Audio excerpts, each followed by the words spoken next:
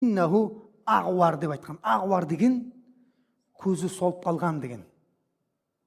Яғни екі көзі бар, бірақ бір көзі не? Солып қалған. Қазір барлық жерде бір көзді не қылып жатыр? Хит қылып жатыр, реклама қылып жатыр. Адамдардың миын әдемілеп дайындап беріп жатыр ғой. Ертең бір көзді бірдеңе болып жатса, ешқандай не жоқ, проблема жоқ. Бұл табиғи нәрсе деген сияқты адамдарды дайындап жатыр. Ол сендердің раббыларыңмын деп айтады дейді пайғамбар саллаллаху алейхи вассалам. Бірақ сендердің раббыларың одан пәк дейді. Ана қараңыздар. Оның бір көзі, бір хабарда 10 көзі дейді, екінші хабарда сол көз дейді. Қалай болса да бір көзі солған жүзім сияқты дейді, андай қалай ақ кеткен көз сияқты ғой, бір көзі. Ақ кеткен көз сияқты.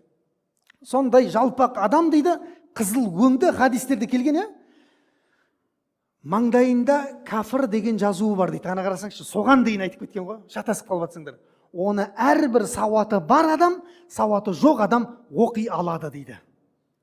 Көрдіңіз бе? Маңдайындағы кәфір деген жазуды оқи аласыз да.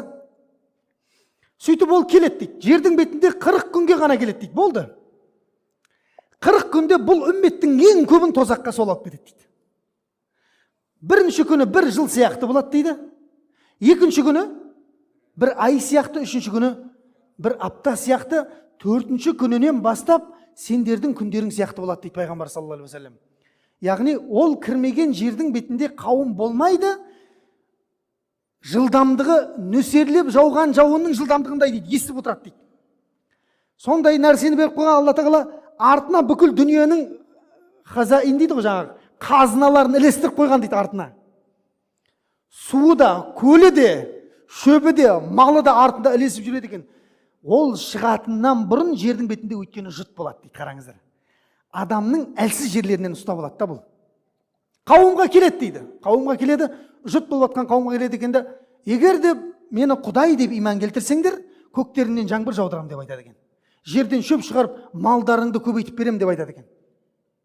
Сонда ана қауымға көкке бұлтты шақырып, жаңбыр жаудырып, жерден шөпті шығарып, малдарын көбейткен кезде, сен Раббымызсың деп қауым түгел иман келтіреді дейді. Қауым. 3-4 адам емес, малы жоқ. Адам аш болған кезде бар ғой. Аш болсаң өз-өзіңе ұқсамайсың деген сол. Аш болған кезде адам, тарыққан кезде адам барлық нәрсеге бара береді. Сіздер білесіздер ма, тарих кітаптарында жазған, мынау ашаршылық біздің елдегі кешегі болған қолдан жасалған ашаршылықтың кезінде баласын жеп қойғандар бар, баласын. Өзің балаңды өзің жей аласың ба? Аман қалу үшін өзінің баласын қуырып асып жегендер бар. Сорпа қылып ішкен.